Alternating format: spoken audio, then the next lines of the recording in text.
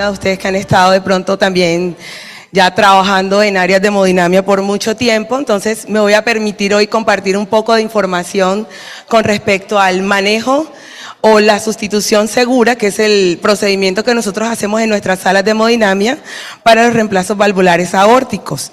Quizás tienen mucha experiencia en este procedimiento, algunas, como estoy observando, hay auxiliares que todavía están estudiando y pues les va a ser de mucho provecho tener esta información de antemano para que cuando les toque de pronto participar en salas de hemodinamia ya vayan con un conocimiento un poco más amplio y con bases sólidas y poder ayudar y garantizar de verdad, como dice el título de la charla de hoy, prestar una atención segura en los reemplazos de válvula aórtica. Entonces, no sé si pues logran observar muy bien esa imagen. Quise traerla a ustedes porque me llamó mucho la atención esta mañana que estaba tratando de revisar la presentación y yo dije, ok, esas dos personas somos nosotros, cada uno de nosotros que participamos en la atención del paciente, somos los enfermeros actuales viendo ese paciente desde una perspectiva diferente a la que logran verlo los médicos. Nosotros somos observadores desde un plano un poco más amplio, tanto del paciente como el camino a seguir en el manejo de la salud de ellos, como en la parte posterior que ahí incluyen la familia, sus hijos, sus tíos, sus mamás, sus papás, los vecinos de esos pacientes que día a día nosotros estamos atendiendo para ofrecerle una mejor calidad de vida y ayudarlos a que ellos también tengan un estado de salud completamente activo y puedan llegar a tener, así como escuchamos ahorita en la charla, una salud mental neutra y completamente plena para manejar todo lo que es su propio estado de salud y el entorno de salud en el que ellos mismos se desarrollan. Básicamente nosotros vamos a hablar un poco acerca de lo que es el reemplazo valvular aórtico y vamos a revisar unos tips de manejo en sala que nosotros como enfermeros superiores, como auxiliares de enfermería, como técnicos de imágenes, debemos tener en cuenta al llevar a cabo estos procedimientos. Iniciaremos con un repaso breve de lo que es la estenosis aórtica, continuaremos con la definición de lo que es un TAVR o TAVI, cuál es el diagnóstico de la evaluación del paciente como tal, qué es un procedimiento seguro en salas de hemodinamia para el reemplazo valvular aórtico y qué es el HERT-IN.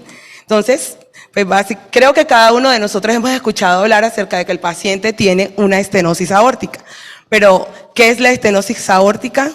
Etiológicamente hablando, el paciente que sufre una estenosis aórtica se entiende como una estrechez que tiene en la válvula aórtica, una estrechez, un cierre, o sea, la válvula está completamente apretadita y no permite que esa salida de sangre del ventrículo hacia la aorta se dé de la manera correcta y entonces el paciente empieza a presentar un círculo de sintomatologías que le van llevando a deterioro de su salud, de la salud de los de su entorno e incluso en el manejo de su propia vida día a día. Esto es lo que nosotros debemos tener muy claro en el momento en que recibimos esos pacientes que se sienten inestables en la parte de su salud mental, o ese familiar que dice, siento que ya mi abuelita está haciendo una carga para mí, porque yo soy la que tengo que depender de todo lo que ella haga. Entonces, ¿cómo nosotros entramos a comprender qué es la estenosis aórtica como una enfermera, como esa compañera o esos vecinos que nosotros tenemos dentro de nuestro mismo círculo familiar y cómo podemos llegar a ayudarlos a través de una guía segura y práctica para que maneje su propia patología? Entonces, creo que las siglas a veces son relacionadas a los procedimientos, pero a veces nosotros quedamos con que ¿qué es una TAVI? ¿O qué es TAVR? ¿O serán dos procedimientos distintos? Pues no. Si nosotros notamos TAVR y TAVI es lo mismo. Obviamente estamos hablando de una traducción porque toda esta patología nosotros nos vamos guiando por todas las listas y revisiones que se realizan en Estados Unidos. Entonces, al traerlos a Colombia o a toda Latinoamérica, nosotros seguimos manejando la misma terminología o las mismas traducciones y seguimos con las siglas de traducción en inglés. Es decir, que el reemplazo de válvula transaórtica y el implante de válvula transaórtica es el mismo procedimiento con dos siglas diferentes. De cuando lo encontremos en los libros de revisiones o en algún artículo, ya sabemos que estamos hablando de la misma técnica o el mismo manejo hacia la estenosis aórtica. ¿Qué es esto? Es un procedimiento mínimamente invasivo. El TAVR es reemplazar esa válvula que ya vemos que está estrecha o que está enferma por un procedimiento mínimamente invasivo que se realiza en salas de hemodinamia. Es decir, que lo hacemos muy parecido a un cateterismo cardíaco. Pero en esto, digamos que estamos trabajando en un procedimiento de muy alta gama. Es un procedimiento que se está actualizando cada vez más para trabajar y darle oportunidad a los pacientes que no son clínicamente operables o tratables por medio de cirugía abierta, que era el gold estándar en un pasado para todos los pacientes que tenían estenosis aórtica. Actualmente ya nosotros podemos brindarle la oportunidad a otros pacientes que tienen enfermedad valvular aórtica, pero sin embargo no se pueden operar. Entonces el cirujano cerraba la opción para que ellos pudieran ser atendidos, pero ahora nosotros a través de muchas tecnologías y tenemos muchas líneas en Colombia incluso de distintas técnicas de implante que nos ayudan a permitir que ese paciente de 80 años, que puede ser nuestro abuelo, nuestra tía, nuestra mamá, tenga la oportunidad de seguir teniendo un estilo de vida saludable y continuar compartiendo con su familia. Este reemplaza la cirugía abierta, pero sin embargo no la cierro por completo, porque aún así tenemos oportunidad de algunos pacientes que están no dentro del promedio en la edad de la atención de transcatéter, brindarle la oportunidad de que sea operado y luego posterior a brindarle también este espacio de que se pueda tratar por vía transcatéter. ¿Cómo se diagnostica esta enfermedad? Entonces yo quise traer este algoritmo muy cortito, no médico, más de enfermería, porque somos nosotros los que recibimos las historias clínicas en realidad, o le hacemos el front al paciente en salas de urgencia o en salas de sistemas de cardiología no invasivas, un eco transesofágico, un eco transtorácico, que al momento de hacerle el front nosotros podemos decirle al paciente, este señor puede recibir un manejo médico a través de un reemplazo valvular mínimamente invasivo, aquí en salas de cateterismo, sin que sea llevado a cirugía. O empezarle a dar la guía segura de cómo atenderse para que tenga abiertas otras opciones. ¿Cómo lo hacemos? Empezando por ese ecocardiograma que recibimos nosotros o acompañamos al ecocardiógrafo a realizarlo. Miramos, de pronto son tips pequeñitos que no nos damos cuenta y decimos, ok, sí le hicieron el eco, pero ¿qué logro ver yo en ese momento de que le hicieron el eco al paciente? ¿Qué podemos ver inicialmente? ¿Cuál es el gradiente que le está midiendo el doctor, la doctora o el doctor en ese momento? Si el gradiente medio de ese paciente supera en mínimo, digamos, 4 hasta 2 o 1, podemos ir hablando de que este paciente puede estar presentando una estenosis aórtica. Si supera el 4, 5, 6, gradiente medio de 7, 8, 9, estamos hablando de un paciente que todavía está manejable porque su orificio efectivo por donde fluye la sangre todavía le está permitiendo manejar unos volúmenes correctos para que no presente ningún tipo de sintomatología. Seguido a esto podemos evaluar también en salas de cateterismo, que lo hacemos a diario cada uno de nosotros y prontamente ustedes de pronto en sus prácticas lo van a hacer. Los cateterismos cardíacos también nos permiten hacer a nosotros un ventriculograma, que mide también este mismo volumen de la velocidad de la sangre, ahora lo hacemos de forma invasiva. Es decir, a través de un catéter en el ventrículo, el doctor puede ver también qué tanto tiene el diámetro expandido o estrecho la válvula de su paciente. Y algunas otras un poco más invasivas son una técnica de laboratorios clínicos y evaluaciones médicas que se realizan para que este paciente pueda quedar identificado como un paciente que tiene presente una enfermedad valvular llamada estenosis aórtica. Entonces, aquí entra nuestra función principal como enfermeras. Luego de que observamos todo esto, o ya tuvimos el front con nuestro paciente, nosotros decimos, ok, ¿y ahora qué hago yo con toda esta data que acabo de recopilar? Estos escalafones que vemos construidos son todos los escalafones que tiene que ir avanzando nuestro paciente o nuestro familiar para llegar a un TAVI o un procedimiento seguro de reemplazo valvular. En eso hace parte nuestros médicos, nuestros centros de atención y sobre todo estamos nosotros como un pilar seguro abajo, sosteniendo todo este tipo de información y llevándolo por un camino que garantice que este paciente reciba la atención en su momento adecuado, sea efectiva y sea de completa calidad. De ahí surge la seguridad que brinda la enfermera y es nuestra función principal. Porque enfermería es igual a cuidado. Entonces nosotros cuidamos al paciente, pero debemos garantizar que lo estemos haciendo siempre con toda la seguridad y la calidad y que este paciente de verdad salga sintiendo que tuvo una oportunidad adicional gracias a la labor que cada uno de nosotros hemos prestado en su momento de vida. De ahí, quizás todas las salas sueñan con tener un Dream Team. Yo quiero tener todo este equipo de trabajo alineado y trabajando según los protocolos y los procesos internos, pero pues es claro de que no todos tenemos esta oportunidad. Pues dentro del equipo de enfermería sabemos la gran rivalidad que existe entre el cardiólogo clínico y el cirujano cardiovascular. Sin embargo, a este año 2023 nosotros hemos logrado, dentro de la industria incluso, que este grupo de trabajo no solo se vea como unos puntos rivales dentro de la institución, sino que logren permitir que al estar sentados y dialogar solos sobre el beneficio del paciente, se logre unificar como un equipo de trabajo lo que es la atención al paciente. Por eso quise destacar ese punto allá. La enfermera es la que une el grupo de trabajo. O sea, somos nosotros. No es el cirujano, no es el cardiólogo, no es el del eco, no es el médico que la atendía en urgencia. Es una enfermera la que siempre logra buscar esos puntos de enlace en todo el equipo de trabajo y garantizar de que ellos de verdad se sienten no en pro de su propio ego, sino en pro de la atención segura del paciente.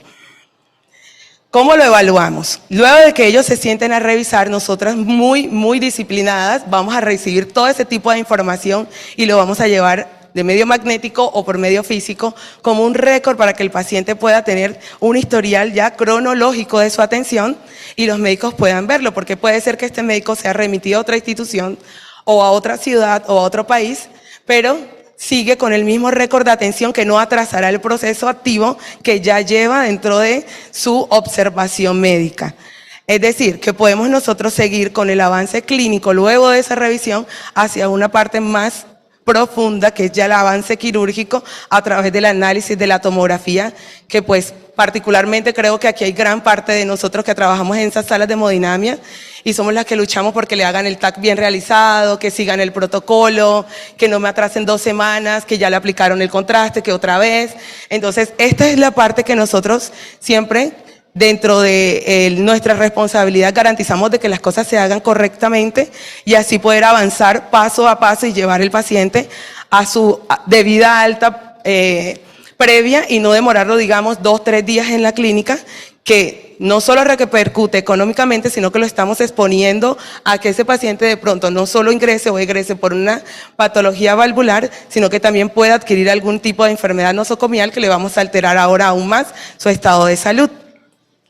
Ahora, son unos puntos indispensables: la medición del anillo aórtico, que lo hace pues o el médico o el especialista clínica que esté trabajando para el procedimiento, la evaluación de los accesos, la evaluación de la raíz aórtica y el estado funcional del paciente. Cada uno de estos puntos tiene algunos anexos extras, que esto sí básicamente no es de la enfermera que esté tratando o organizando el Heart Team, sino de la enfermera que esté ayudando al doctor a analizar ya el procedimiento a realizar para este paciente. Y luego avanzamos nosotros a nuestro procedimiento, luego de haber revisado aquel punto, y avanzamos a lo que es la sala de procedimientos como tal. Creo que todos soñamos también con tener esta sala de hemodinamia en todos. Algunas ya lo lograron, ya lo tienen, un arduo trabajo. Jefes, de verdad que las felicito. No ha sido fácil el empalmar este procedimiento que tiene gran ligadura quirúrgica y llevarlo a salas de hemodinamia y hacer ver que nuestro equipo de hemodinamia, nuestras enfermeras, nuestros médicos, anestesiólogos, sepan que aunque es un procedimiento mínimamente invasivo, sigue teniendo los mismos cuidados de una cirugía cardiovascular. E igual, tener en cuenta esto nosotros nos ayuda también a focalizar un poco a nuestra parte de calidad, toda la parte administrativa y perfilarlos a que no solo nos mantengan como un procedimiento que se realiza en hemodinamia y que quizás sea como un cateterismo cardíaco, sino también todos los riesgos que esto incluye. Y cada vez que nosotros vamos puliendo esa piedrita y esa gema, porque las salas de hemodinamia de cada jefe es una gema pulida, que representa cuánta es la entrega de cada uno para que nuestros procedimientos se garanticen totalmente con la seguridad que el paciente merece. De ahí a que nosotros pues planificamos esta distribución de la sala como un ejemplo a seguir para cada uno de nosotros. Tenemos nuestro angiógrafo perfectamente ubicado, las mesas de trabajo, un desfibrilador, su máquina de anestesia, el eco, puede ser eco transtorácico o transesofágico, las pantallas para fluoroscopia, el equipo inyector y la máquina de perfusión. Entonces algunos dirán, no, yo no tengo máquina de perfusión. Entonces es el momento de alzar la mano, doctor, mira, no vamos a bajar la máquina de perfusión, tenemos que hacer este otro plan B. Pero si nadie lo observa desde otra plataforma, no nos damos cuenta que nos falta en la sala de hemodinamia. Entonces nuevamente la enfermera levanta la mano porque el médico va a estar muy enfocado en lo que es ya el tratamiento completo del implante, más no en lo que circula alrededor de esto. Entonces ahí nuevamente nosotros, no olvidar hacer unas muy buenas listas de chequeo previas al inicio del procedimiento, previas a la programación de ese paciente, previa a la revisión de ese paciente cuando llegó para un método diagnóstico o una atención por urgencia. Y aquí les dejo como unos tips que sería una pequeña lista de chequeo para que la tengan en cuenta en el momento de programar sus pacientes. Cuando nosotros hacemos esto y nos detenemos por lo menos 3 minutos, 2 minutos, a decir, tengo esto, esto, esto, y lo hacemos mínimo con 48 horas, vamos a identificar qué nos falta. Evitamos una anestesia innecesaria en sala o un paciente complicado sin tener los equipos de manejo necesarios en sala.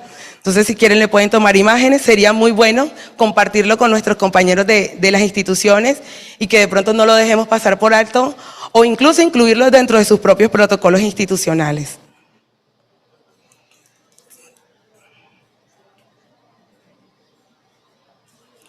Muy bien. Ahora, luego de que atendemos nuestros pacientes en sala de hemodinamia, aquí quise traer también a ustedes este tips pequeñito de lo que son los cuidados post procedimiento, porque a veces terminamos nuestro implante, pero el paciente aún sigue en sala de UCI o en salas de recuperación, en salas de hospitalización. ¿Y qué debe tener esa enfermera que está allá? Pues ella no lo va a saber porque no está en sala de hemodinamia o quizás sí lo estudió, pero si nosotros tenemos el conocimiento, podemos compartirlo y también garantizar que no solo sea nuestra sala segura, sino también una buena recuperación segura y una alta temprana para ese paciente y por supuesto la felicidad para el familiar de ese paciente que lo va a tener temprano en su casa. Algunos otros cuidados de atención post procedimiento, entonces aquí fue como una imagen chiquita, medicamentos, visitas médicas, los ejercicios, estudios clínicos y dietas.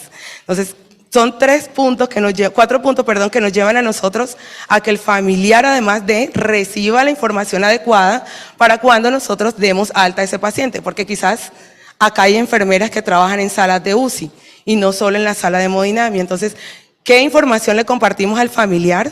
Que además nos ayuda a nosotros a garantizar que el término feliz se dé con la ayuda de ellos mismos, porque no solo es nuestra labor, sino también la labor educativa que le ofrecemos a esos familiares que se llevan a sus pacientes en casa, pero que no vayan a ciegas, sino que también tengan amplio conocimiento del manejo y ayuden a sus familiares y se sientan activos dentro de su proceso de recuperación.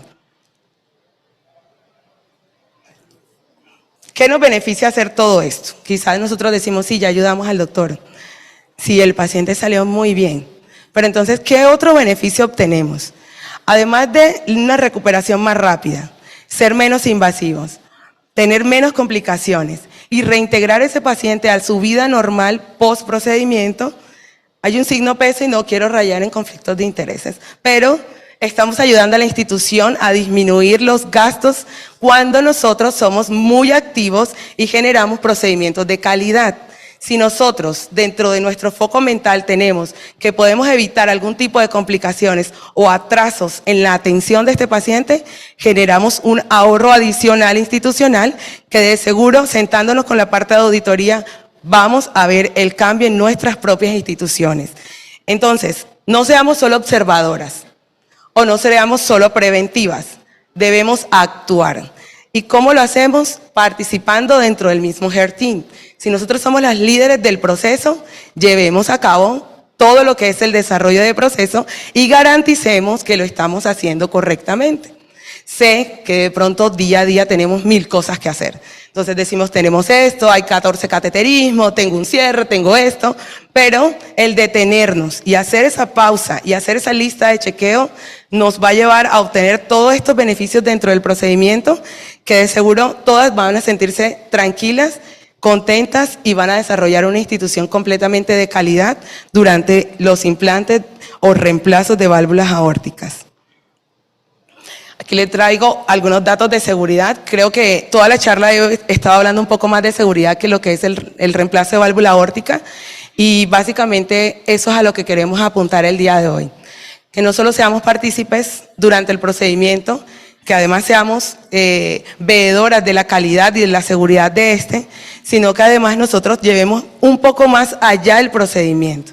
No dejarlo solamente en ese momento del implante, sino irnos un poco más, siempre ir un poco más. Nosotros como enfermeros sabemos que llevamos 2 pies o 3 pies adelante del médico.